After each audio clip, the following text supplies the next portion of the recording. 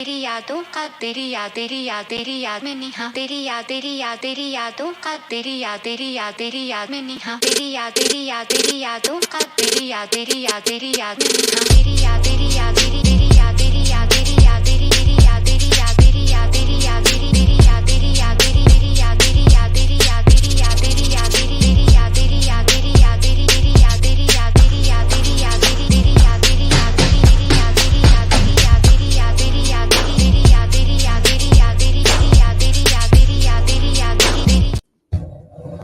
Yo, what's good with y'all? It is Wednesday night, the night before the NBA Finals with our Dallas Mavericks. Gonna be beating the Boston Celtics, but we're gonna talk a little NFL. We're gonna talk, but a lot of the time tonight, guys, we're gonna be talking some NBA. You guys ready for that? Mm-hmm. Yes. The last time the four of us talked, I don't think we've talked since the latest news for NCAA. Well, we really haven't. We kind of, for the past few weeks, we've kind of touched on it a little bit, right? So yeah, cool. I'm on it. There's new passing mechanic. I don't know if y'all saw that. Yes. New passing mechanic. Yes. There's a injury. What are they calling it? Basically, your players feel the effects of the hit throughout the game. Can I say what we all want to say? What's that? And cheesing ass niggas gonna have to use some other plays. Yeah. You try to run that motherfucker 40 times with the same dude, he's not gonna work out. Which I like. I mean, I like that. I really like it. I see a lot of people like complaining, but those are the people. Guess what? We don't really want you playing anyways. I wanted to play a game, not football people, which are the same people that say this game sucks because it's not real. Like, just ignore them, because the people that are complaining about that are just, I'm just gonna say it, they're just not really smart. You know what I'm saying? In a football game, you need to have that. That's kind of, if it's done right, that's gonna kind of be a real good balance maker or balancing mechanism in the game to make sure that with the player, I guess you could say overall gaps or the player talent gaps that you're gonna see in this game, then you know what I'm saying, it's gonna be well worth it to make sure that you say you can't just run a toss. You know, back in the day, you just gave the ball to Reggie Bush 50 times. And Reggie, I know you remember Boogie Reggie time. Well, you can. You're going to have multiple rep backs do it, right? Yep. Have multiple backs do it. Which is nice. So I like that. I like that you're going to have to. It's recruiting important. Yeah, in the game if you're doing your squad makes that dynasty mode makes it more interesting. Makes game regular game management and like how you call your plays is going to be like a lot of people. When y'all know this because you play the game, like people run the same like 6 plays. So for those people, it should have to make them, you know what I'm saying, open up their playbook a little bit more, or in those 6 plays, find other options, which I'm sure they probably will, because a lot of people, they're not going to stop doing what they do. They're just going to find a way to keep doing what they want to do. So, but at the end of the day, I'd rather you have to switch out, you know, one of your receivers to another one. I mean, did y'all see or do you want to go with the passing mechanic? Well, yeah, no, the passing mechanic, basically, you're able to adjust how you throw deep balls for one. If you hold it, you know, you're going to throw more of a line drive, deep shot, right? Versus if you just tap it, you know, you're going to see more of a moon shot. Quarterbacks who don't have really good arm strength, you're going to see them struggle. There's a red meter on the passing meter where, you know, you have to hit the sweet spot, right, in order to make great passes. So, I mean, I think the complexity of that, I think it's going to be good for the game. The kicking meter is different now. So one of the things that they said was, you know, a lot of the college kicking is kind of trash, and so the kicking meter is different. So you're going to see a little bit more error in the kicking, which is pretty dope. You can't argue that. I mean, there's a mechanic where. Go ahead. I was gonna say about the passing mechanic though, like it's not just from what you're reading, it's not just like the old fashioned. There's actually a meter, and from a person that plays a whole lot of FIFA, this game has taken a whole lot, or FC, I should say now, has taken a whole lot from what that game does. So when they talk about the sweet spot and the way that you're throwing it, I'm imagining this is going to be a lot like trying to kick in FIFA. Okay. Which I don't play FIFA, so I wouldn't know the reference point there. So so like when you can feel, basically you get a feel for how hard you're kicking the soccer ball or how far you want to kick it. If you want to bend it, you can really feel it in the game, how you want to do it directionally. And it sounds like people that don't play FC are going to be like unfamiliar with like how that feels in the mechanic and how it works. But if they do it properly, it should make passing a hell of a lot better, because they said it's not just hold it down like you used to and get a bullet pass. You have to hold it down, find the sweet spot, and hit the bullet pass. And so like that's a little bit more like trying to dribble with your soccer player and similar then get a to good like kick. what they try in the FC, like they wanted to make it so the more you practice it, the more it's not going to become necessary to watch the meter as you're playing the game. Okay. And so like you'll get used to You get a feel. where the meter is with each player is going to be different. So you'll be able to like if you play it more, you'll be able to like get a feel where it won't even feel like it's there at some point once you get used to it, all that. Wow. So it came to like the shot meter way. Yeah, like with players. To like a microscoped condensed, because like passing is that way now. Right. If you want to, I guess I'm assuming the kicking thing is like that now. Yeah, and I would say probably, I was gonna say probably a lot like 2K too. With trying to find the green zone when you're trying to throw it, but it's not just I played Madden. It was just to press it hard and watch the bullet fly. Hopefully they give me a good one. You know, tap it and watch it go high, and hopefully they give me a good one. Oh, they added L trigger. Tap it and they'll throw it a little bit further. Hopefully he's got 96 speed so he can catch it. Otherwise, he's just going to reach out with one hand and he's going to miss it. You know what I'm saying? So it should add another level to the passing game that should make it a more interesting game, along with the same meters involved on the pitch game, which the pitch game is going to be really, really important. I'm glad that they put that pitch meter in. That sounded pretty dope. First, like you have to at least learn how to do the different pitches before you master it, and it becomes hard to stop. Yeah, they were saying in some of those RPO looks, you have to press a button to put the ball into the running back's stomach. They say L1 or LB. If you hold it, it's a more direct and accurate but powerful pitch. If you tap it, there's a little bit more variance for error in there based off of room and location of the defender and so forth. I thought those aspects of it was really cool. And then they also mentioned when you change, like now you can when you change your player, that you can flick with the right stick now. I can explain that. That's FC. You know. Is that okay? Okay. Yes. So basically, this if it acts as if FC does, it will eliminate that shit that you go through when you select a player and it gives you the wrong one and you can't select them quick enough. So like on FC, if you're running backwards and they're passing the ball a whole bunch, and you know that you need to quickly get to the third guy down the line, you can flick the right stick like 3 times, and you can get to the guy and get him in position and make a stop. So what this is going to do, let's say you have one of those plays. Like everybody hates crossers. Let's say you guys run a deep crossers. You know how they always throw it and the guy underneath. You're like, why can't I just be him and run underneath that bitch? Or you have the guy coming from behind, and you're like, why can't I just be that guy? Now you can quickly shift to one of those guys.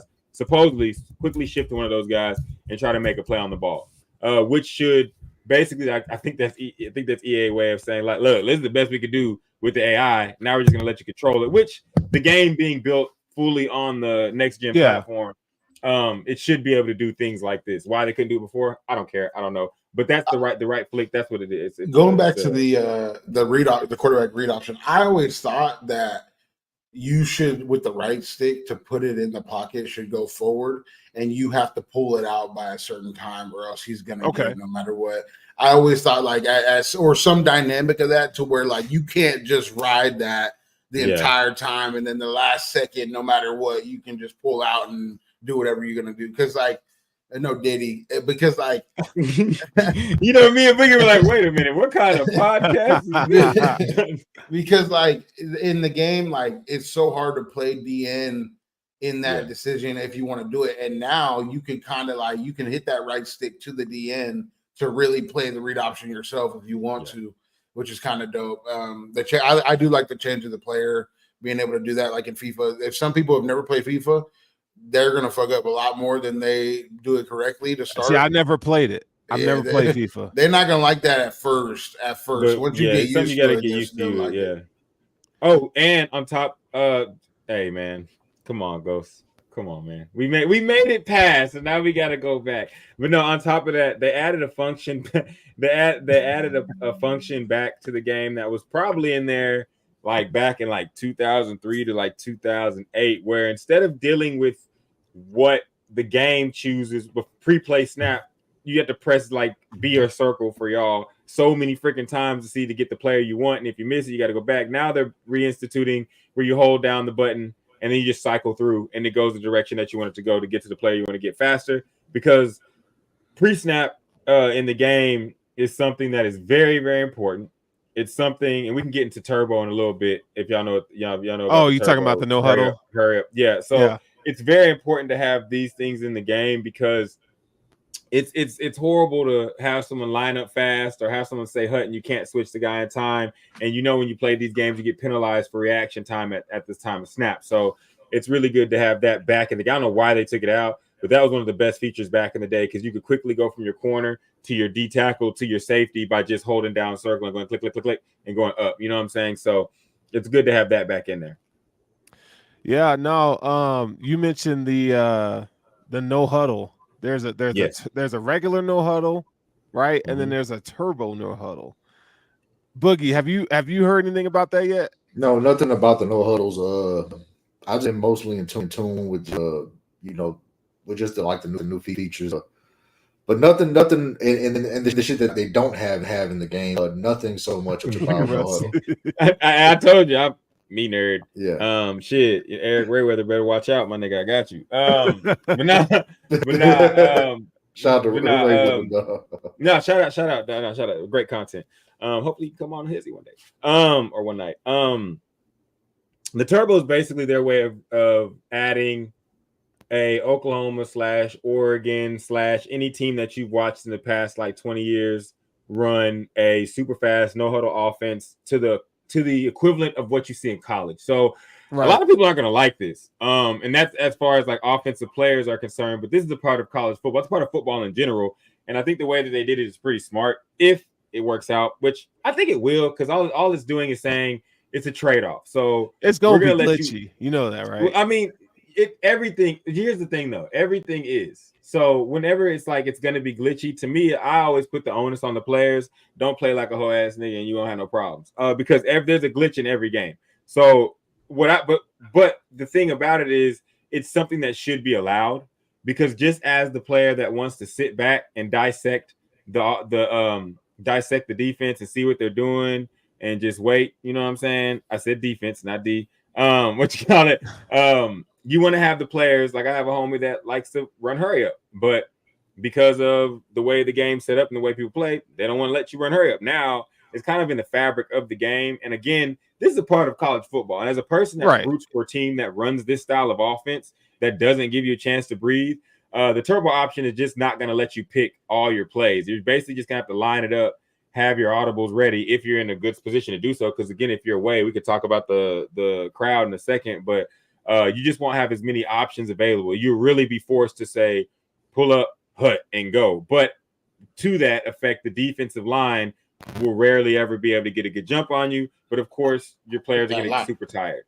I like that a lot because, to be honest, I don't like when you can set something up defensively. Like, there's a lot of like fluky stuff in Madden to where you can set something up defensively to where my right tackle is not going to block your end no matter what I do.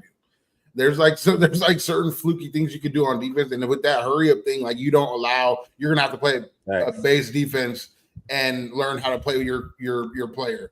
Like, you're gonna have to learn how to have some stick skills. You can't just set up in the defense and your computer is gonna go get a sack for you because you put a correct defense out there. So I actually don't mind it. And to Poe's point, it's a good change of pace, because let's say you're playing somebody, and football is a chess match. So like you're playing somebody and you like to play slow. You notice that they setting up their defense. Put that bitch on turbo. Because I can't let you set it up. I got some athletes on the outside, and I like the fact that they tailored the game to multiple play styles. Again, a lot of complaints about Madden is boxed in. You don't really get to explore your full, like, everybody has to, it's not so much that it's just cheat, like you have to run the same stuff because it's all that works. To be completely honest, if you want to run the ball, you have to run it a certain way. Everybody that runs the ball runs it the same way. Everybody that passes the ball passes it relatively the same way, except for the weirdos that use a 5 wide out and no running back, which is weird. But you can do that on this game as well. But I think it's a good addition. I think we have to wait. I think to me, just the computer nerd in me, it means a lot in my brain that they're making it from the ground up on the new systems. So a lot of the stuff that they normally would not be able to fix. A lot of the animations, calculations that they can't add, they'll be able to add into this game. So you're going to see maybe more outcomes than you would, which is going to add for, you know, better, smoother, faster gameplay. So I'm going to hold my doubts until I see it truly jack up. I think the only thing I don't like so far is not doing high school in the Road to Glory. Like that was a big part of like everything that was NCAA. It was like you wanted to do your high school thing and pick where you went to school, and now they're going to give you like what 1 7-on-7 game that you have high school. That's on y'all. They were saying one of the creators I was watching was mentioning, he's like, I know a big deal is not being able to play with your player through high school, but he said you can still choose the level of player that you want to be coming into college, and you have options obviously to pick any school you want. It's kind of alluded that maybe that's something that they'll do in the future. So I don't, maybe we get it next year, just not this year. So this is what I heard. And bear with me because my keeps dropping out. That's why I'm coming in and coming out. I'm not sure what's on my end. But this is what I heard on that it is rumored that high school football game actually in the talks. So I'm not sure as far as like what they're going to do with it. But they said that it might be a standalone game, and I was like, okay, I'm not. Made by EA, or is that no? It's most likely gonna be made by, and I'm not too wide. I'd much rather you fold it into NCAA. But I mean, shit, man, more football ain't really tripping, you know? Yeah, I mean, you can't complain with that. I used to hours on that high school shit. Yeah, like making sure I had the right shit, the right player, the right like. And if I didn't get the right player, I'm going to create another one. I'm another high school. No, I feel that. Like me personally, I just jumped. I just went in there and like made a guy finish high school and went wherever I would go. I had cold dudes at Iowa, Oklahoma, everywhere. But I dug the high school. But to me, I like the game more so for the pageantry. You know what I'm saying? I mean, of course, the gameplay and everything like that. But me, I was big on like the little things. So I'm the guy that's like, yeah, I see the hoodies. Yeah, I see the ski mask. Yeah, I noticed that at Doak Stadium in Florida State. They got the two double goalposts instead of the one. I'm noticing that they said they fix it, that at the Red River rivalry, it's not half and half, but they said in the game, it'll be half and half. At the biggest cocktail party in America, Florida versus Georgia, it should be about half and half. You know what I'm saying? It should be rocking. And so things like that. I like the that they brought back from college. I think it was 06. It may have been it may have stopped in 06. It may have started in like college 05. But when they had the meter that you press the button, they brought the meter back along with the meter. Pulse. Yeah, the stadium pulse. Along with the stadium pulse, though, they brought back the rankings. So when you're playing in Dynasty, the rankings change to how bad your stadium pulse affects the other team. So I really like that because back in the day, that really meant something in Dynasty. If you could also have a great team and also be like, yo, when you come here, you're going to have squigglies the whole game. Yeah. Like all squigglies. And then they have a new hot and cold meter. They brought back dynamic. That goes hand in hand. The hot and cold meters, and they brought back dynamic player ratings. So those of us that played back in the day know that you could have a guy that was 81 overall, but if you start the game off, bust a 50-yard run, he now goes to 90. You break another run, that motherfucker gonna play like 99 for the rest of the game. And he gonna be a terror, just like in college football. Because in college football, you be watching, like, who is this dude? Like now you know. So that's a really good addition to the game. Let's see, they got the hot cold. And I think that the X factors won't be as poo-poo as they are in Madden, being as though like I believe in Madden it was like if you don't have X factors or star players, then they just can't do certain things. I think with what they're showing us, there's so many different additions to the animations that you'll be able to see guys that may be a little bit lower, a little bit higher, make good plays. So that's I'm dope. Optimistic. Yeah, I'm optimistic. I feel like this is they're not giving us Madden. You know, they're giving us a real, absolutely new game, and that's been something that listening to creators who got to go down to EA last week. That's what a lot of them been saying. It's not a Madden reskin. So I mean, as a football Madden fan, should get better off of this. It should get better off of this. I mean, it has to, But it right? won't. Like, Well, I mean, and it can only go up from here. No, the only reason why it won't is because Madden refuses to let the last generation go. If Madden says we are not going to make Madden for PS4 and Xbox One, then the game will be able to play as, or look like it will be able to play as smooth as college looks like it's going to be. Yeah. The fact that they have to build it for this past system is really the ball and chain that keeps them from doing some of the things they want to do.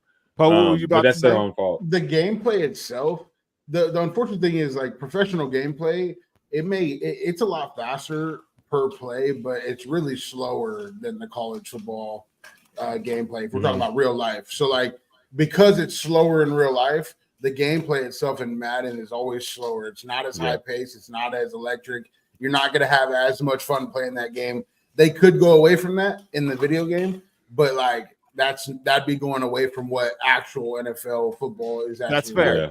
It's not as wide open as a college game for sure. To me, if they're going to upgrade Madden, it has to be in the story of the player you bring from college.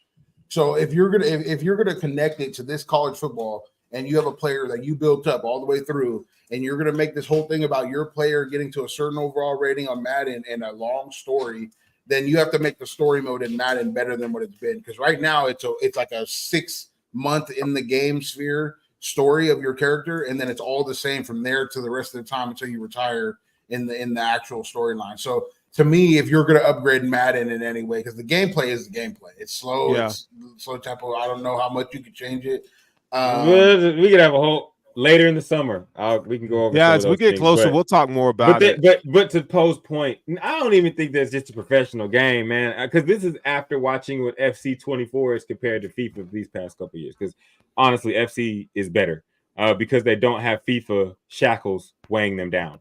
In my opinion, playing the game, watching the game, watching what they put in the game, watching all the extra features, it is better than FIFA because they don't have FIFA telling them what to do. Madden will always have the NFL telling them what to do until maybe the NFL says, all right, we'll give y'all a little leeway here. Like we might have people getting their helmets knocked off in college again. Like because they don't have someone telling them that you can't have that. The NFL has told Madden, you cannot have that. We saw the white I watched the little deep dives and stuff because I'm a nerd about it. But they have the little blue tents. In the college we game all watch the them reviews. You know what I'm saying? But they have the little blue tents. I think it's a good taste. If you notice that they have the little blue tents, that means that people can get fucked up. And one of the ways people get fucked up is their helmet getting knocked off. And if someone's not telling you not to put that in the game, then we might get some Jadeveon Clowney moves in this game, which I'm all for. I think when people say I want to play a video game, I think that's kind of what we mean. We want to see the hits that we can't see in real life because someone might get hurt. We want to be able to do that in the game. And if someone does get hurt, we'll just deal with it. But we want to be able to at least see it and attempt it. But I think this game's going to give us what we want. Yeah, and we'll pivot on to the next topics. I do want to tell you guys, they did say that there's over 1,000 new animations and 1,500 new plays that's been added. So, I mean, I think that's about as a deep dive as you're going to get. So I guess they're going to keep dropping information as we go along throughout the summer. I mean, damn, it's June and the game comes out next month. So we're getting closer and closer to this. I know all I got to say is I ain't playing Madden until like 25, like next year. So probably if that. But yeah, I'm playing. I guess. All right, so for me, I get to see brother in the Miami Dolphins uniform. Well, that's different. It's different for you. I mean, you know. But no, man. So we got a lot going on in the world of sports. Before we talk about anything else, I think it's only fair here on the Hesi when there's something major in sports, we talk about it, and we definitely pay our debts and our condolences to those who passed away. And unfortunately, we got the news yesterday that NFL great and Cowboys legend Larry Allen passed away. So the Hesi sends the family condolences and prayers. Larry Allen was a dog, man. Dallas Cowboys, man. Russ, that was your guy. Arguably the best ever at his position. And they say that you haven't seen someone do it as good as him, except for the cat up at San Francisco from Oklahoma. So we just ain't naming him because San Francisco kicks our ass. So boomer. But they're no, but Larry Allen is that was kind of weird. I didn't. He's of course a legend. Yeah. Like I saw the thing go across the screen, and I was like, what? He was only 52. But if not the most dominant, one of the most dominant linemen to ever grace the football field. Without him, shit, Emmett ain't getting that. Him, Russell Maryland, I'm not gonna name, but you know what I'm saying. Emmett's not getting that, and he was one of the catalysts. So Yeah. no, T's and P's and rest in peace, man. It's Yeah, pretty man. pretty crazy. Life is not forever, so enjoy it. No, 11-time Pro Bowler, 6-time All Pro. You got him a Super Bowl. I mean, this guy shit doesn't Bench get press much better than 700 that. pounds. Interior offensive lineman, man. That dude was a beast for sure. So prayers go out to him and his family. You know, it's unfortunate, it's sad, and you know, just sucks to see. How did that? I don't know. I don't know. I'm trying to read right now, and they're not giving me. There's nobody. It hasn't been released yet. It just says that everybody's shocked about it. So we'll find out. I'm sure we'll find out in the coming days. Yeah, man, it sucks. I'm sure we will. Yeah. In other news, the Buffalo Bills have signed Gable Stevenson. This is y'all. This is right up Boogie's alley. Let me go ahead and jump in before my audio drop out. So, okay. I don't know how much you know about Gable Stevenson. Olympic wrestler, signed with WWE, I think like what pre-quarantine, around the quarantine time. Highly touted prospect, was supposed to be, you know, one of the big names that they was going to roll out, but he never really you know, got with it, I guess. And they cut him. So you know, he signed on with the Buffalo Bills as a defensive tackle project. But well, whenever he got his papers from the WWE, they kept saying that it was a bunch of teams that were interested in him, and I was kind of like, man, who, why? You know, couldn't really do it, you know, in you know, in the WWE, and you know, it's kind of hard to think that you pretty much. Let me just back up a little bit here. I'm getting ahead of myself. So the biggest knock on him was that they said that he didn't really get to the scheduling and, you know, the work, and, you know, he just didn't have the work ethic in him. You know, that's what the reports that I've heard over the years. I thought this was fake. Yeah. And so I'm just kind of like, you know, and then, you know, get picked up, you know, pretty much, let's just call it what it is. You get picked up by a contender in the NFL, and, you know, it was kind of, you know, it got a lot of people talking. So I think one of the people that spoke out was a person from the WWE. I think his name is Cameron Grimes, if I'm not mistaken. I'm not sure if that's his name or not, but he basically said, you know, to the extent of, you know, you couldn't really cut it in the WWE. You think you're going to kind of cut it in the NFL? Is like, well, okay, well, best of luck to you.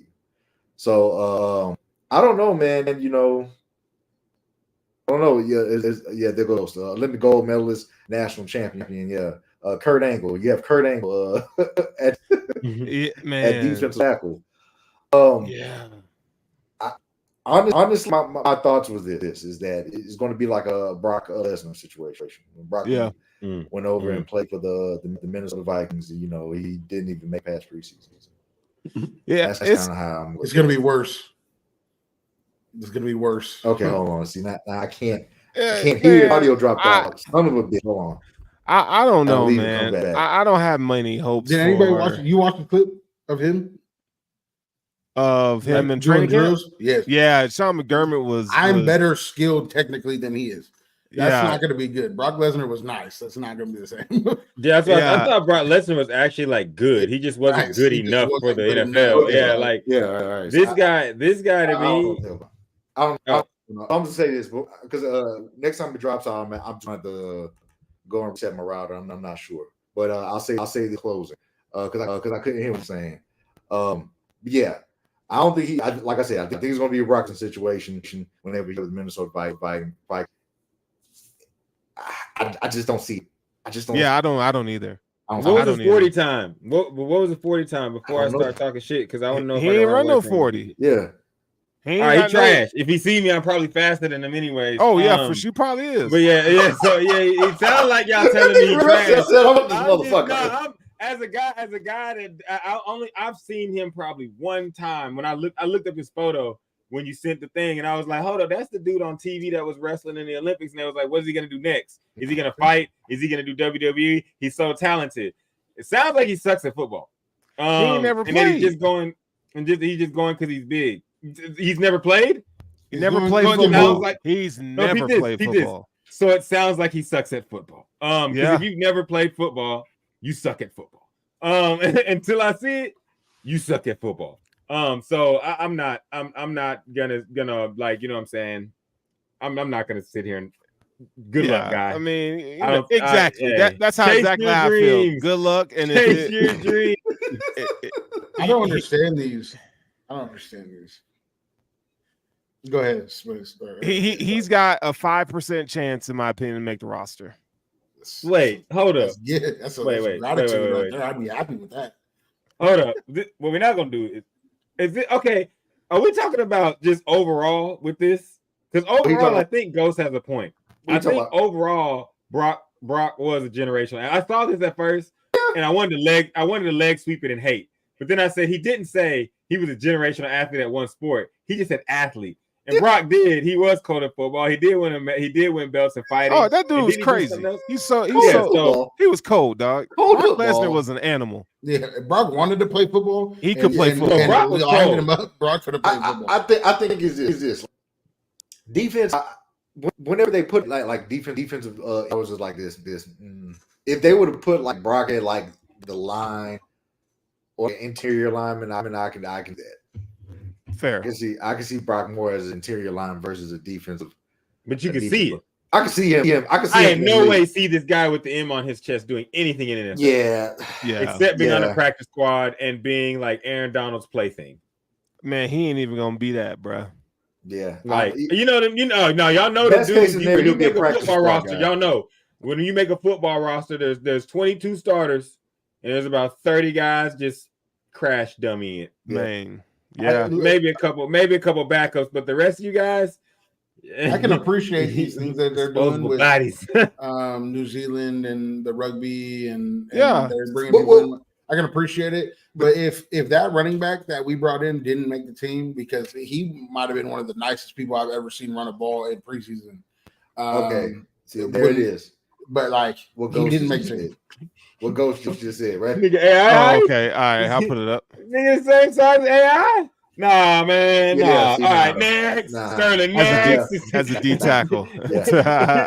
Ed Oliver's Ed Oliver's only 6'6". No, he's not 6'1". Huh? I stood next to Ed Oliver. He's like 5'11". Oh, is he really? He's really 5'11". You know what? You know one thing about Ed Oliver, and I can attest to this. Someone watching the show right now will say he was the best, like one of the best players in Houston at the time of his high school. Sure. Oh yeah, unstoppable force of nature, from what I hear, like unstoppable. All right, so I mean, he's still good. I mean, unstoppable. All right, Boogie. No. Real talk. No. I wish he would. He must not be listening right now, but no, I have heard Ed Oliver in high school. An unstoppable force of nature. That's what I'm talking about in high school. So was the rest of these motherfuckers in that? No. I'm talking about compared to the guys we're talking about. Yeah, not like the rest of the guys in the league. Everybody in the league at some point, was a mom. I'm talking about hating on Ed Oliver now because you with the Dolphins. Who hated on it over? He didn't compare him to the wrestler. I'm not. What the fuck? I'm not comparing him to the wrestler. I'm comparing him to the rest of the NFL guys. Everybody dominated. They shit. Oh no, I was comparing him to Bum Stiggity. Johnny Manziel was going for $5,000 in high school. Hey man, Johnny got off the booger sugar. He would have been straight. All right, so the Dallas Mavericks head to the NBA Finals. Man, the Mavericks finally did it. We kind of talked about it last week. Even though we saw the Mavericks, they were up 3-1 or 3-0 at the time. We knew that okay, they got to close this out. I mean, we said this last week that Timberwolves good team. I don't think the Mavs are going to sweep them. Timberwolves won a game, and then Mavericks beat the snot out of them Yes. in Minnesota to take it. Break And I was fucking stoked, pumped to see them get over the hump. I mean, let's be honest. Now, Russ, I know you. I got to put Russ in a different category on this because I did not expect or see the Mavericks getting this far to make it to the finals.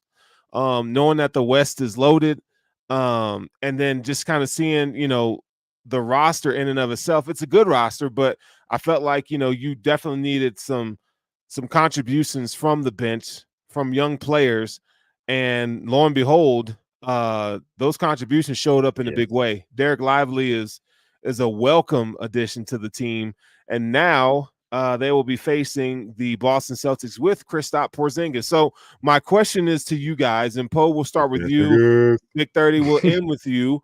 What are the, before we get to who we think is going to win, what's the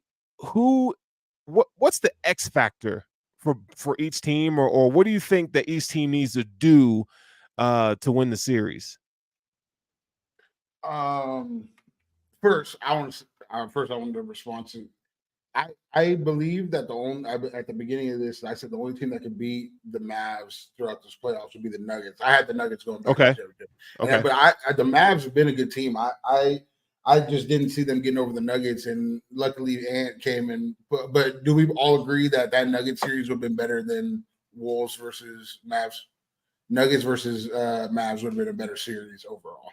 Yeah, I think it would have been a tougher test for Dallas to beat Denver 4-1 for sure. Okay. And I think that would be due to Michael Porter Jr.'s length. Defensively, I think it would have helped, like how tall that group is. I think it would have helped defensively as far as like length. So I'm gonna say the X factor goes to your boy, the dude with the baby mama, PJ Washington. I told y'all, Brittany, baby daddy, it sticks. And the length of the defender on the Celtics side, Drew Holiday, how well he's able to do what he can do on either Kyrie or Luka. It doesn't matter who he guards. If he's able to do a good job defensively on either one of them when it comes down to crunch time, I think that's what's going to make the difference in this game. Because I think it's going to come down to defensively who could stop who on the last possession. All right, so we know that the Celtics, and Russ, I'm going to get to you in a second. We know that the Celtics have a bunch of wing defenders. I mean, Derek White, he's that dude's defensively. He's fucking great. He does everything well. You mentioned Drew Holiday getting a rim protector back in Kristaps Porzingis. I think we'll see where he's at. I think that's going to help them tremendously to kind of protect the rim. But when I look at it, I think it comes down to this: how good can the Mavs be in those high pick and roll situations? I like Drew Holiday, but he cannot touch Luka or Kyrie. He nobody can. You can't. You're talking about throughout a game, throughout the entirety of a game, right? You can't. Yeah, if that's their plan to put Drew Holiday on Luka, it's gonna be tough. I just don't think there's a single defender in the NBA in an ISO situation can guard Luka or Kyrie one-on-one. And I think that's going to be really tough because here's the deal. When you go in those high pick and roll situations, now you got to bring you got to bring either Horford or Porzingis back out to guard the perimeter. And now you're putting Luka in a choose situation. So he's either going to say, okay, now I'm going to put this guard on my hip and I'm going to get to the basket. And now I got Derek Lively who's going to come and he's going to skyrocket to the rim and he's going to lob it up to it. It's just going to be tough. And if PJ Washington and some of the depth players start hitting threes, Jalen Hardy, if they can start hitting threes from the outside, it's going to be tough. Now, I do think we're going to see a record amount of three-pointers in this series being shot up by both teams. So I think whoever shoots from three the best, I think will end up winning the series. If you had to ask me, even though I'm a fan, I have to go with the Mavs. But Russ, what's your take on this? Okay, so the first part with the X factor. So I think the X factor is going to be what the X factor has been for the Mavericks this entire season, and that is Daniel Gafford and Lively. I do think PJ is going to serve his purpose, but I think Al Horford's going to have a rough time chasing people around. Off of lobs, off of cuts. I think the Mavericks going to take advantage of that. That's why when you say there's going to be a lot of 3 shot, I don't disagree, but I think what the Mavericks have done in this playoff is they've added that old school factor of, yes, we will shoot threes, but we have dive cutters and we're throwing oops. We're throwing lobs, we're throwing oops, and we will throw them. We're not going to not take the easy 2 because our guys can catch oops. And that's everybody from Flight Jones to PJ to Gafford to Lively. So I think the way that the Mavericks use their big men as they have this whole run that they're on, I think that's going to continue to be the X factor. I do agree. There's not anything that you can do about these high-level basketball players on offense, and that being Jaylen Brown and Jason Tatum as well. So I think both teams are going to be at some sort of disadvantage when they do have to match up. Now, the Mavericks take very, very good. The Mavericks do very good at exploiting matchups. Right. They do not let you escape.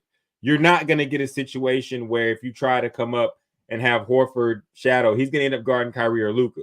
And then that's going to be a problem. Now, on the Maverick side, if Porzingis is healthy, you're going to have to deal with him spotting up and shooting. But at the same time, I'd rather him just be spotting up and shooting because I don't think he's going to have to show it. I don't think his knee is healthy enough for him to try to drive and do things of that nature and use a lot of power. I do think that the Mavericks defense is underestimated to this day. I think when you put the athletes that we have out there against the Celtics, you're going to need more than this defense is built to frustrate Jason Tatum. And now y'all know if you watch Jason Tatum and see him in those games, like we need more from him. He does that in defensive that can pack the paint. Hey, we got a new guest. He's coming in, bring him in. It's hey, what's goody, man? What's good, Edie? What's good, brothers? We just got started. We're talking about just the X factors on both teams. I'm gonna finish up and I'll let you go. But yeah, I do think that the Mavericks have a defense that's going to be able to frustrate Jason Tatum and make people say, why isn't he doing more? Because defenses a la Miami that can pack the paint and not allow for easy drives tend to give the Celtics some issues. And they will settle because they settle for jumpers. And so I think the Mavericks are going to be able to get them to settle for jumpers. I'm really interested into seeing what we're going to do when it comes to, are we going to put Flight White Jones on Brown, or are we going to go ahead and put PJ on him and try to just shut him down outright, or not shut him down, but slow him down outright? That's going to be really interesting to me. But since Edie just joined, go ahead, tell us what you think about the finals matchup and the X factors involved. I know you got a lot. Man. Because before I start, everybody watching, because I'm not going to cut you off this time. It ain't got no delay. I'm gonna let Edie go do his thing. Before I let him go, everybody hit that like, subscribe, hit that bell, hit the bell. So when we come on, it just tells you, and you could just join us. But Edie, me and you have been riding. You're a Kyrie fan. We're all Kyrie fans, but I'm a Mavericks fan that got Kyrie. Edie, you can attest to this. I might have been the only one riding with you at the beginning of this. We were laughed at. We were scoffed at. People told us we were stupid. And we are here in the finals now. Edie, tell us something. You seen my tweet on February 22nd, 2024. I said the Mavericks are my dark horse to go to the finals, to win the Western Conference. And, here we are. It's gonna be a tough one, man. The Celtics are the best team in the league. I think, like from top to bottom, they are the best team. Dallas is a huge underdog in this finals. I mean, I wouldn't be surprised if Boston wins 4-0. I'm just gonna be honest with you. I mean, they're loaded. Man, you're giving them a lot of credit. I am, and they're loaded. And Kristaps is back. The challenge with the Celtics all year is that they play down to their competition, and then they bail themselves out because they shoot too many jumpers. Like, they shoot a lot of jumpers, but if they lock in and they just take everything to the basket, the two juggernauts that they have in Tatum and Brown actually share the ball. I mean, these are all big ifs. This may be an easy series for them. But you know, I'm riding with the Mavericks in the finals, man. And it's just something about Luka and Kyrie, that backcourt. To me personally, if the game is close, you don't want the game to be close, and Dallas to have those two in the game and actually playing their best basketball. I mean, that's between both of them. They're giving you 70. They're giving you close to, and in the finals, I wouldn't be surprised if they're giving us 80 plus because we've seen this before. We've seen Kyrie with when he gets into the modes, man, and we've seen it with LeBron.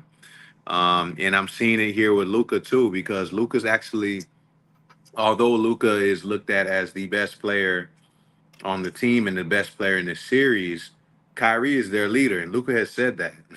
he said Luka said I lead, but Kyrie is their leader. Kyrie's been here before. I see Boston's gonna double Luka. Yeah, they're gonna blitz him. They're gonna blitz. They got to. They got to do They what have Minnesota did. no choice. They have no choice. But I think Minnesota's a little different because Minnesota tried to really utilize their one-on-one defense, like their man-to-man, like their strength, because they've had an incredible defense all year. Yeah. And they didn't really change too much of what they've done in the past. Where it's like Boston also has an incredible defense, but I think Boston has a little bit more brains in their front office. I mean, you got Missoula on the court, but it's still Brad Stevens running the show. And I think that they're I don't even know if they're gonna blitz Luka. Of course, Luka has seen more blitzes than anyone. I think Right. probably all of you guys have seen the LeBron and JJ Reddick podcast, and they talked about it. Luka has seen the most blitzes out of anybody in this whole entire season. So they're gonna do that. We get that, but I think it's gonna be a little different. Like they're gonna have to double Luka. When statistically, when you double Luka, the Mavericks don't fare well. I think they average about 67 points a game with their supporting cast when you double Luka. When you don't double Luka, if it's just a blitz, I mean, Luka is gonna. I mean, Mavericks average about over 100 points a game. In that scenario, it's something I read this morning. And so I think they're gonna double Luka. They're gonna make the game very difficult for Kyrie Irving. They're gonna try to make other people beat them. So in order for the Mavericks to really win this series, the supporting cast of Dallas really has to step up. And the supporting cast of Dallas, I like them. I don't love them. I mean, they're young. They haven't been here before. I'm just hoping that the leadership from Kyrie and Luka, and that Dallas front office, Jason Kidd, of course, one of the greatest point guards of all time. I just hope all of that translates. Again, I'm riding for Dallas in this series. I want Dallas to win. You're a smart man. I think the Mavericks will win in 6 personally. I just have a hard time seeing Irving and Luka not show to the world who they really are. I remember in 2016, or was it 16, I believe, when LeBron and Kyrie, when they both had a couple of games where they both had 41 each. I see when that they were breaking happening. records. I see that happening. When was it? What was it? Kyrie was leading. LeBron was leading in every statistical category that mattered. Yeah, that mattered, and Kyrie was like second. And after that, it was like every other player, but they were like scoring 40 and 40, like 38 and 35. That's what. Yeah, it's the NBA Finals. I think they're putting it all on the line. Like if I get hurt, I get hurt. That's how I look at it. This series, like Luka's going to actually hustle on defense. We saw that a little bit in the last series, but I think he's going to step up even more in this series. He's going to give it his all. They both have to trust their supporting cast. I mean, that's the only way Dallas is winning this thing. The supporting cast has to rise to the occasion. Gafford, my young fella, Lively. They gotta step up defensively. Offensively, I think they're going to be just fine. But defensively, they have to step up. That Kristaps changes things. He does. What would you do? What would you do? To me, I respect Porzingis, but I think that with everything going on with him, Luka, and the whole thing, I think he's gonna be a little nervous, and we've seen him play nervous at times. But I'll ask you this, Edie: if he's not healthy enough to move, he's gonna be a 7'3" spot up shooter. My man, he's healthy. You think so? The man sat out the whole playoffs. He's 100% healthy. What we're hoping is that chemistry is messed up. That's what you hope. But he's healthy, and I mean, say what you want to say about him. I know a lot of people don't really like him, but that's a huge talent. He's 7'3". Oh yeah, no. He could shoot the piss out the ball. He gonna rebound. He gonna play hard on defense. He not like no disrespect to the American whites. He's not an American white. Like this guy is crazy. Like he's something wrong with him. Like he's not afraid. I'm trying to explain that to people. Thank you for saying it. He's not afraid of black people, man. Like hold up, wait, Edie. I've been trying to force this down people's throats, pause for like years when talking about some of these cold Euros, and I'm like, these are not white boys. These are not American whites. These are European niggas. These dudes coming from war-torn countries, man. They can run through a brick wall, man. Like it's different. I mean, like you see it. They come to the league and they dominate.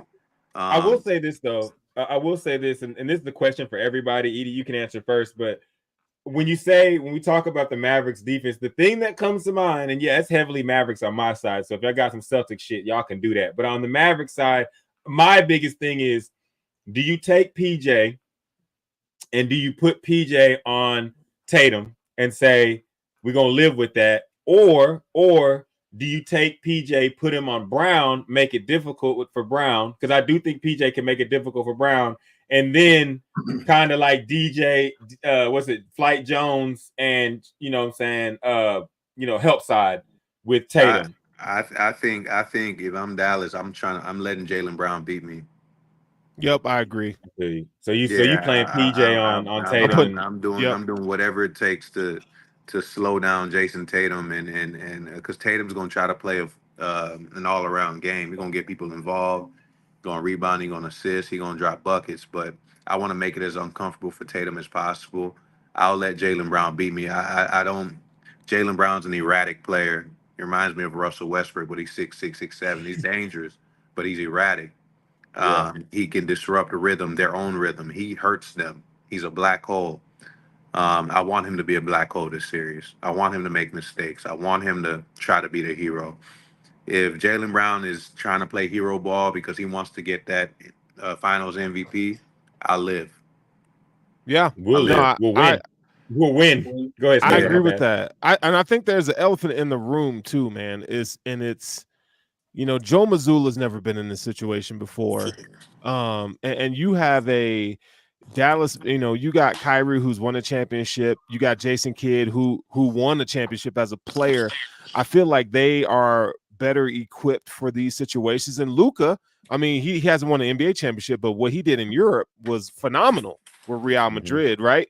So I really do think that if Dallas can come out and steal game one, I think that's going to heavily boost their odds of winning the series. But I think you guys are right. Drew won one, didn't he? Drew won one with the Bucks. Yeah, he did. He did win one with the Bucks. But what I'm trying to say is, though, there's a lot of pressure on Tatum and Brown to get this done. A lot of pressure. They have to. They don't get it done, that team gonna get broken up. Yep. And there's more. I mean, Jaylen Brown's a $300 million man. There's a lot more for them to overcome to win this title versus the Mavs, who really, they're not even supposed to be here, right? So that's what I'm saying. If the Mavs come out and win game one, I think that's going to boost their odds. I do have a question for the panel for you guys, though, and we're going to kind of pivot here. Luka Doncic. If we had to, and we kind of talked about this a little bit before a couple weeks ago when Poe was here. The question was, where do we place Luka in terms of the best in the NBA right now? And Poe, I'm gonna let you go first, and then Edie, I'm gonna let you take it, and Russ, you're gonna close it. So if you had to pick, where would you put Luka in terms of the best in the NBA? I probably got Jokic one. Okay. Embiid would probably be 2 or 3. Probably Luka's around there, 3 or 4. In my opinion, I think if Luka ends up winning this championship, he'll probably be top 2. I don't think that anybody's passed in Joker for a while for me. And why do you say that? He's just been dominant for so long, like 3, 4, 5 years. He's been dominating and winning, and Luka's been dominating statistically, and now he's starting to win. And so we can maybe see him get up into that 2 spot. I don't think it might take Luka, like, he's still young. It might take him like 2 or 3 years for me to pass Jokic if Jokic ends up falling off at some point. Okay. Edie? I mean, Luka top 3 player in the world. I personally think Luka's better than Nikola Jokic. Okay. But that's just Who you got to win? number 1. Oh, You better not. Say it. Number 1 is tough. Better not. Geez, that's hard. That's a hard question. I'd You got to do it. you got to do it.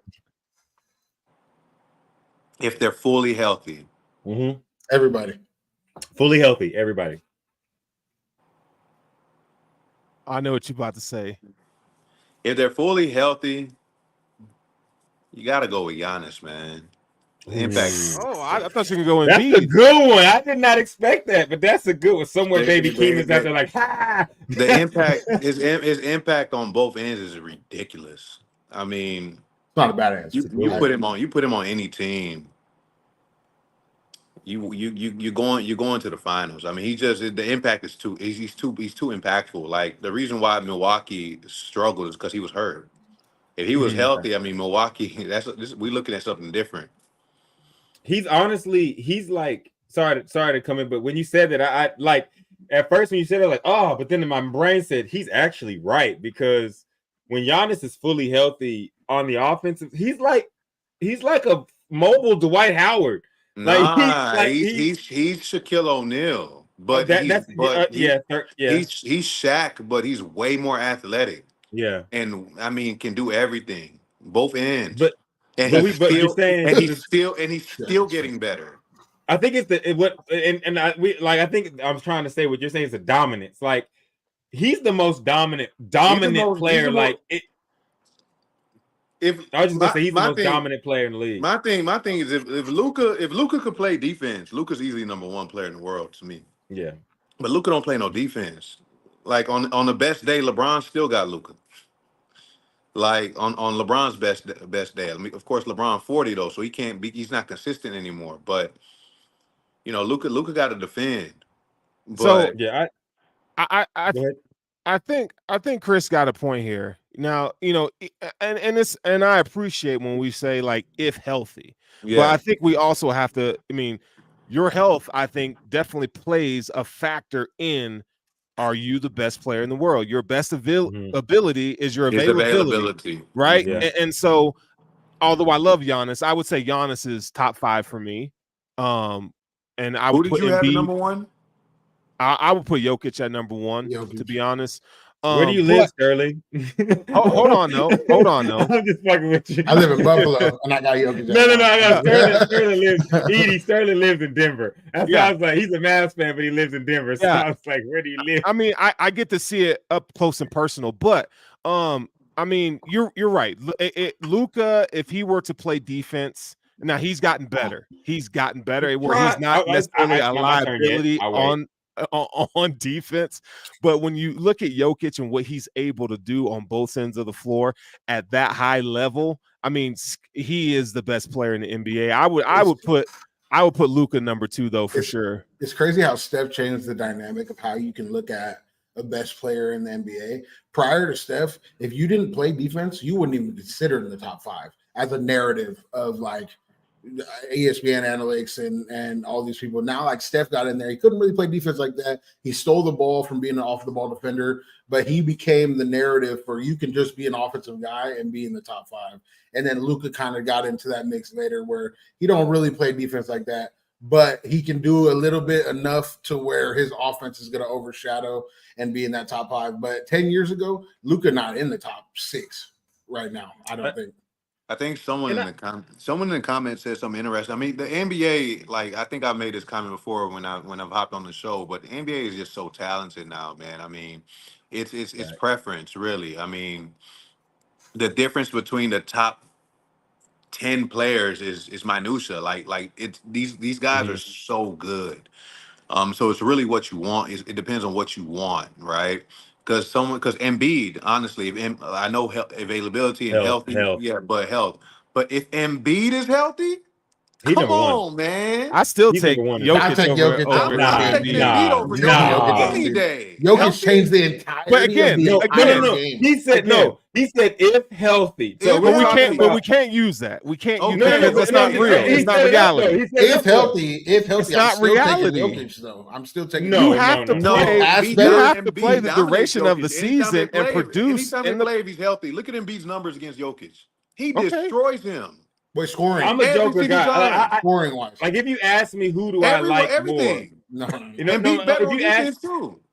if you ask me who I like more, Uh-huh. like I like Joker. Like ask like him around, too. I love Joker. But if you're telling me from what Edie said, fully healthy, no injuries, give me Embiid. Any Embiid day was of the week. scoring 30 on one leg. On In one one leg. quarter. In one, New he York been was healthy in that one struggling. Yeah, he was healthy. with I James know. Harden. I love But love Joel though. health, But but health, but you health. got to be But- healthy, and that's But part it's the frame. of it, But man. the frame of the question that Edie gave was Yeah. fully healthy, and fully healthy I love changes it. a lot because fully healthy, Embiid's number 1 and Luka number 2. But Yeah, fully With healthy. health. Fully healthy, my top 5. Fully healthy, my top 5. Shea might be in there too. I just thought about it. Right now, yeah, I can see that. It'd be Embiid, Giannis, Luka. 2 MVPs. You're not gonna put. Two You're not gonna put. MVPs, started it. 2 No, he started it. championships, Let him finish. and we're not putting Joker in the top hold 4. on, let him And- finish because he started it. He All right, said- all right, go ahead, go ahead. Embiid, Giannis, Luka, Jokic, and probably Tatum. Ooh, Tatum. Okay. No, but like you over- said, there's over so much Shea. talent. I got Tatum over Shea. I'm sorry. Okay. I love Shea Gilgeous, but Shai Gilly. I like Shea, man, but I don't think Shea top 5. I Okay. think Shea's Not yet. definitely top 10. This is out of left, but we're Do you gonna think put he's LeBron got to right do now. it for a couple more years before we can Not put him yet, Bo. in that category? Shea's consistent. Yeah, he is. He's really Shea, good. Shea, I love Shea Alexander's game, though. If you ask me, I think like, Shea's whose better game, at basketball than Jason Tatum, but Jason Tatum's 6'10", 6'9", 6'10". that's a good. Hey, you make More a of good a point. vet. And I think Jason Shea will Tatum's be my better. dude. Jason Tatum's my guy. I like Jason Tatum, but Shai Glizzy, I'm gonna call him what we call him on the show. Shai Glizzy Alexander. He gets busy, and I love a mid-range jumper. As far as like y'all know, I rank Luka number 1. I'm not gonna sit here and act like the guy. He scored 73. I don't care who he played against. He scored 73. He tries now in the playoffs on defense, which to me is what gives me because I'm a defensive type of guy, elite wing defender, nigga. That's me. So I'm a defensive guy. Test me. But I'm a defensive. I'm a defensive. Poe, don't step on that 94. Hey, Edie, you better tell him something. I'm goofy, but it gets serious on that 94. But anyway, I have Luka number 1. Am I a little bit biased? Yes. Edie made me see. Hold up, wait, no, but not by much because Edie made me see that because Giannis healthy is a different animal, but he's not right now. To Sterling's point, if you're asking me with everybody that I'm watching right now in the league, we could do both. But if you're watching me right now, everybody in the league, who do I want? I want Luka. Luka's going to be the savant that runs your offense. He's a 6'8" Jason Kidd with a 3-point jumper.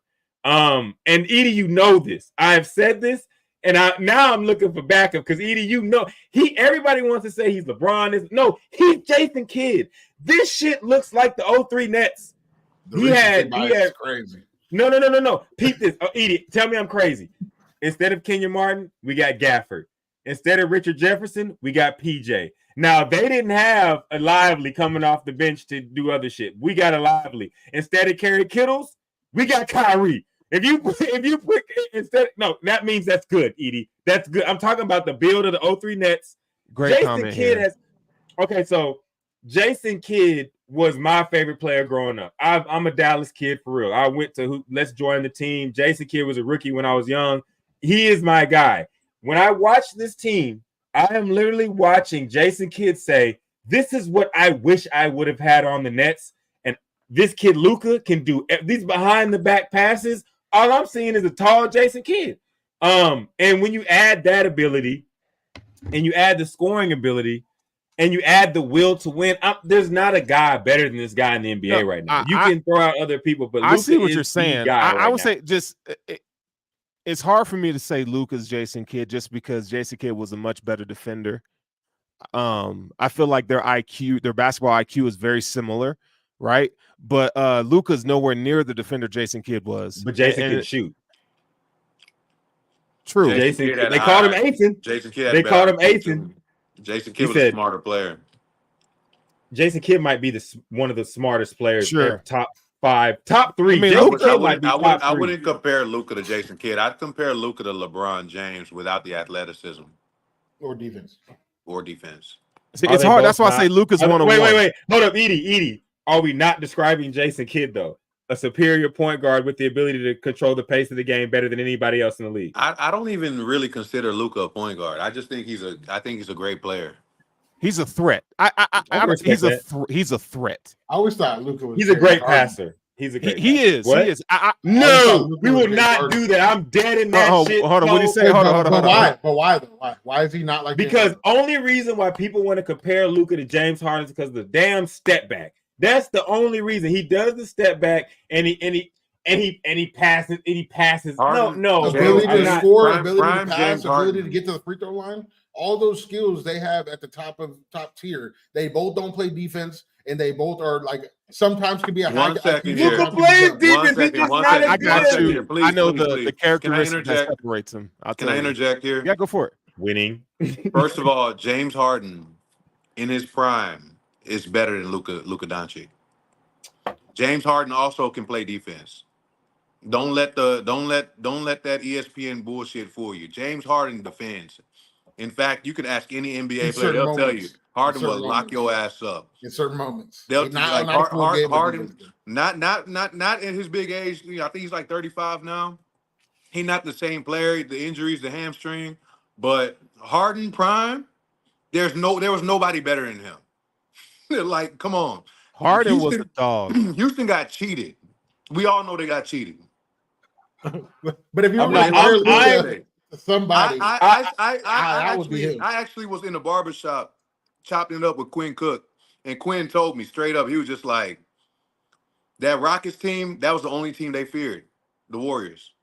That was the only team they feared. And had Chris Paul not gotten hurt, yeah, we be saying a different thing. I don't want to Harden. Hear me out. There's nothing James Harden cannot do on a basketball court. Okay, so that's where I wanted to say, like, I don't want to be taken as I don't think James Harden's not one of the best basketball players I've ever seen. He's one of the greatest we've ever seen. I'm not going to doubt that. And those who know me know the reason why I get on his ass is because he is such a great basketball player, and I want so much more for him. But my thing is, I don't want to be seen as hate, but I don't see Luka. I see the step back. I see the ability to score and get to the line, but I see a different mentality with Luka. There you go. And I don't want to have his mentality compared to a guy. Go ahead. Can you hear me out? The problem with James Harden is that when he gets to the playoffs, he flames out. And the reason why he flames out is because he carries such a load to get in there. They never really built a strong supporting cast around him. When they finally did, Chris Paul got hurt. Like, the guy went to the Western Conference Finals and lost to arguably the greatest team of all time.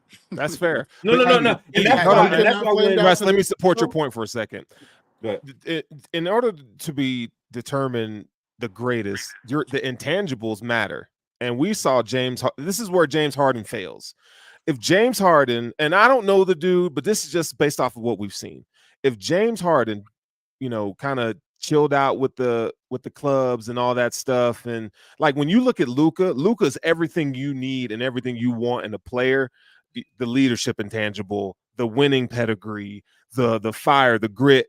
James Harden is such an elite scorer, and yes, he could play defense. And you're right, to your point, Edie.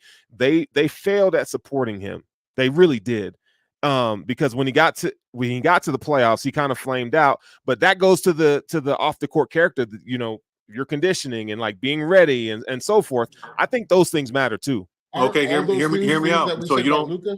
Yeah, those the same All things you those say about things are Luka. things that we've said about Luka. He flamed out until this point. He's been flaming out when we got to the playoffs. I disagree. Hear me I out. disagree. He got hurt. Hear me He out. carried the load to get there. He got hurt. Bro, I'm with you because even this, like, I pay attention to Dallas beat writers.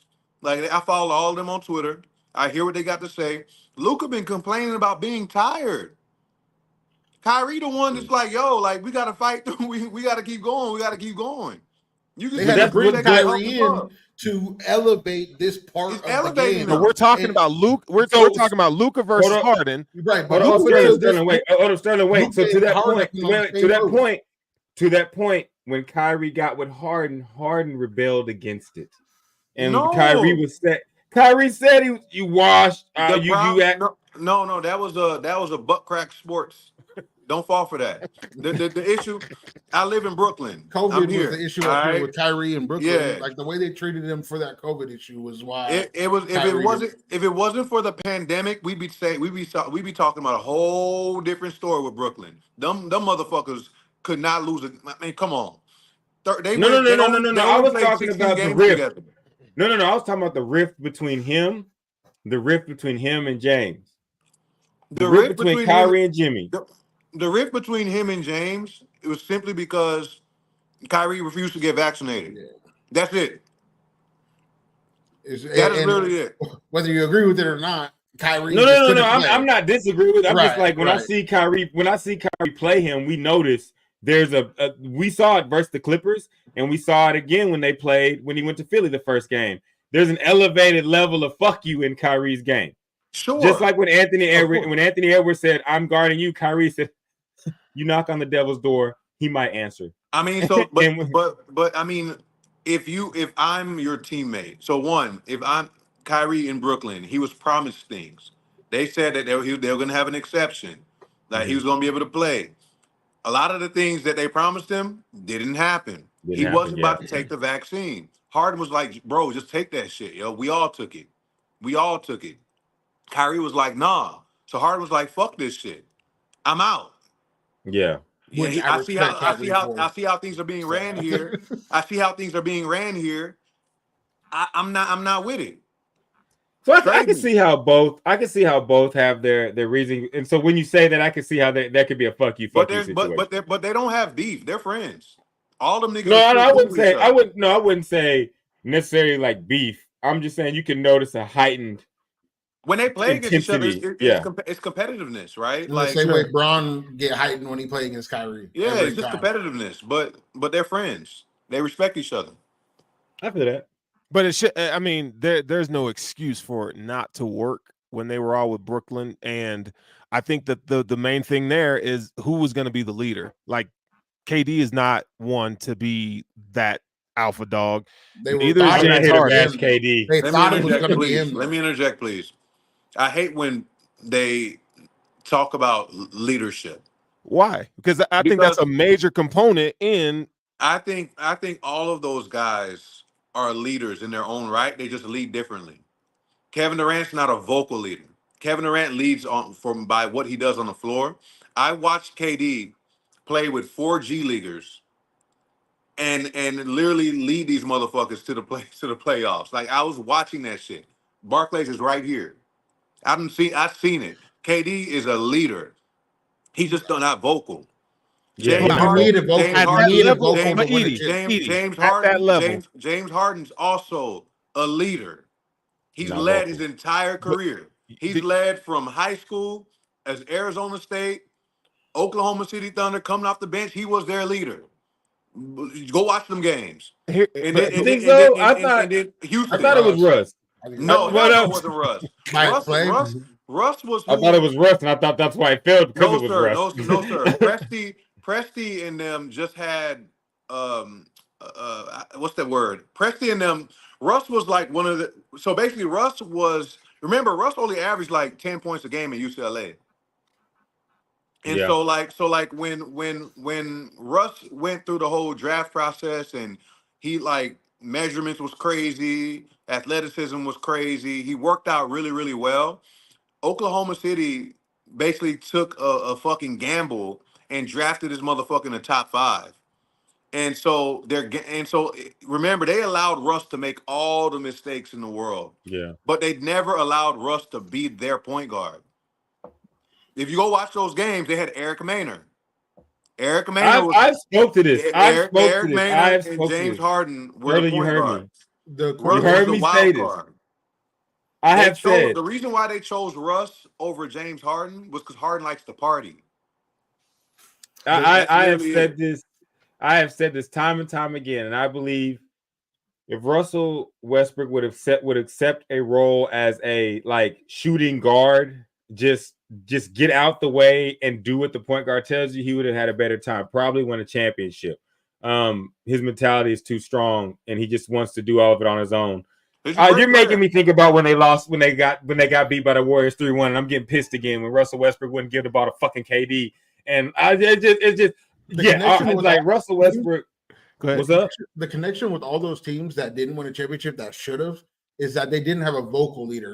Not anybody, but a lot of these teams. No, anybody. You can have players that lead with their play. Luka leads with his play. Like at some point, you have to have a vocal leader, which is why LeBron got to the chip 9 times in a row.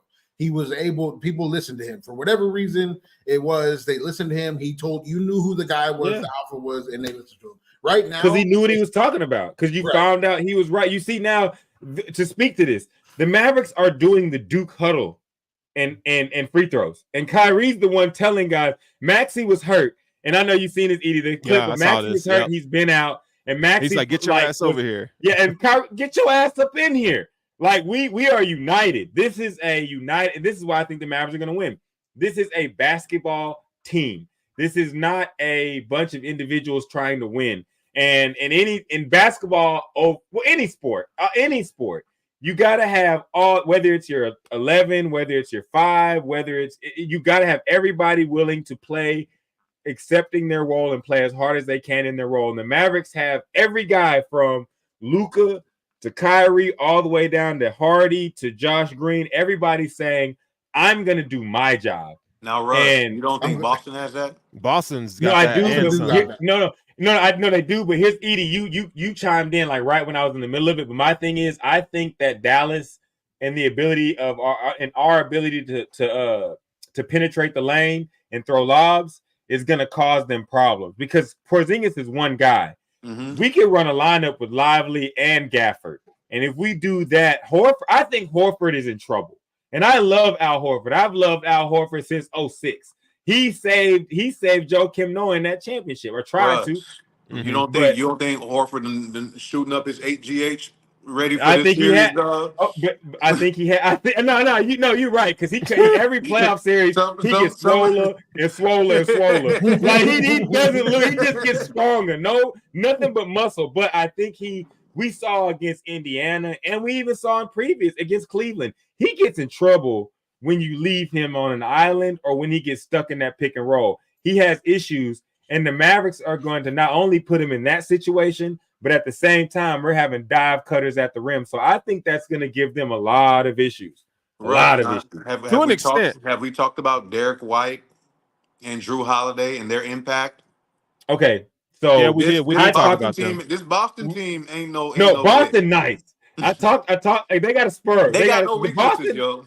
Boston is the Spurs East. You know what I'm saying? They're the Spurs East. They got Xavier Tillman as like their 10th man. Xavier Tillman ain't doing shit. He won't be doing it. Remember when he was in Memphis?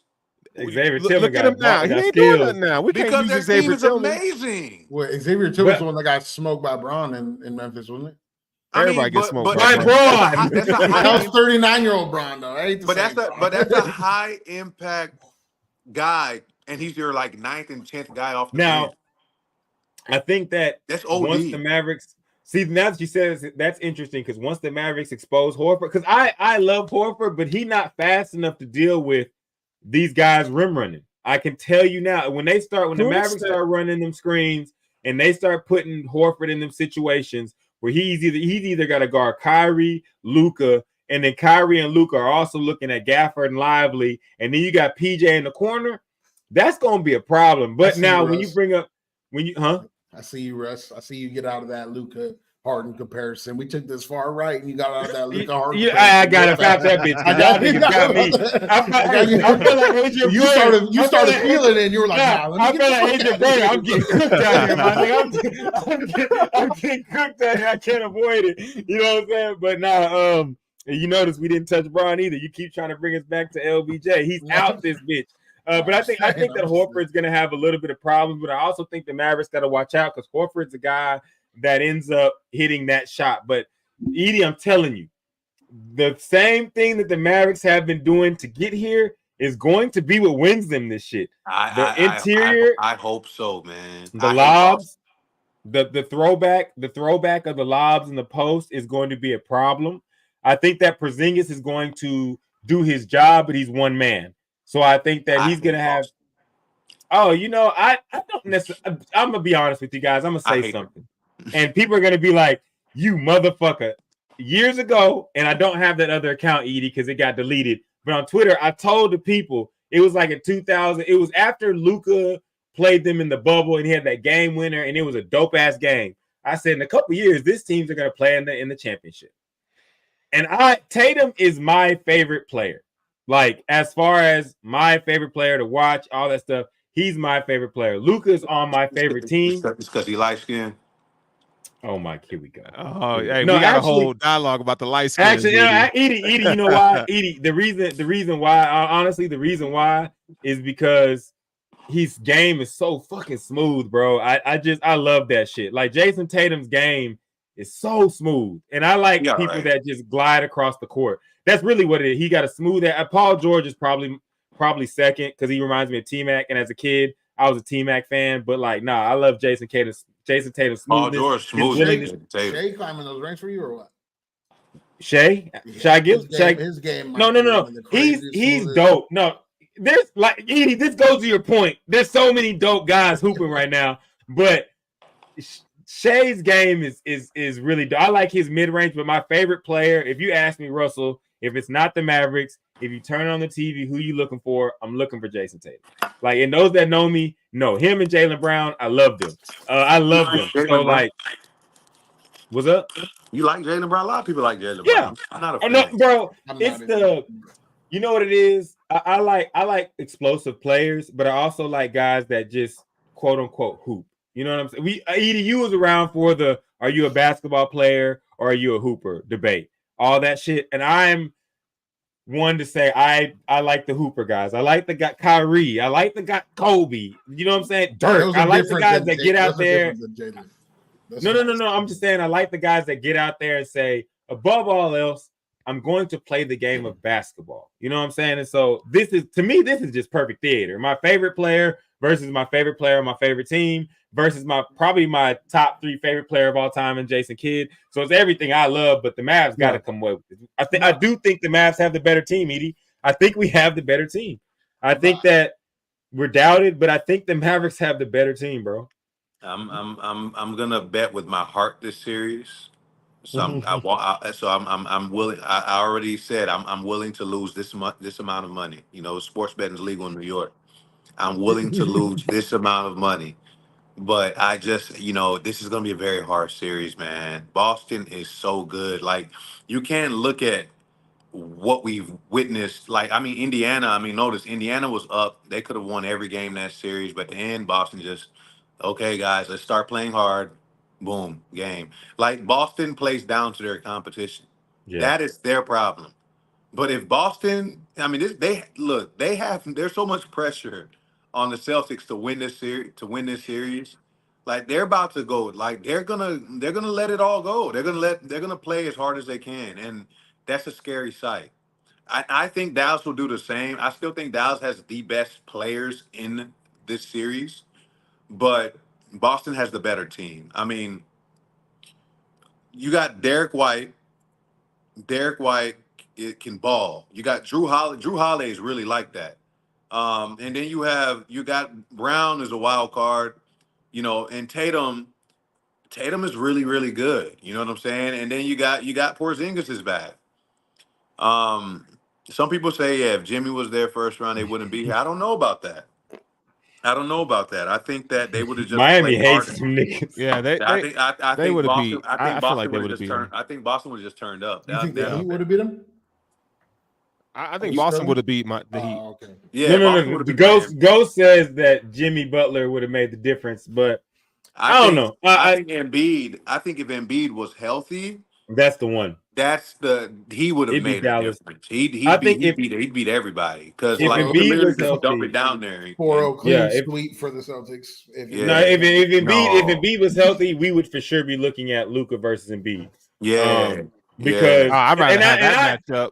But than the Celtics. I'm a guy that gives Embiid a hard time, you know what I'm saying? But like watching him the past like 3-4 years, bro. Nah, man. Like he's checked every box, and his heart, bro. Like I got to the point where I felt sorry for Embiid because I was like, nah, bro, this guy is willing to give it all on the court to this try man to win. was dropping 40 on one leg. And you can see it. I don't want to hear one leg. He's Bro, but it's the truth. You ain't gotta love it. I hate Philly. I hate everything Philly. I hate the Eagles. I hate the them too. 76ers. If you don't I hate win, the fact they drafted Maxey and he's from you the don't Garland win, area you're of out, Dallas. dude. I hate the Philadelphia Flyers. Well, who else plays in Philly? I hate them. I don't like the soccer team. I don't like the minor league teams. I don't like the Philadelphia Phillies. I wish everything bad to happen to Philly. I probably can't. If I went to Philly, I might get shot.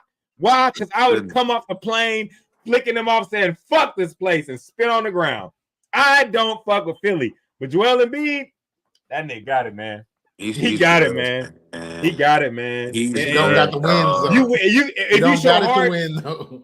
No, if you show heart, you gonna win me over 100 times out of 100. Like That Luka and dude. Kyrie, they showed heart. Embiid, one leg, 40.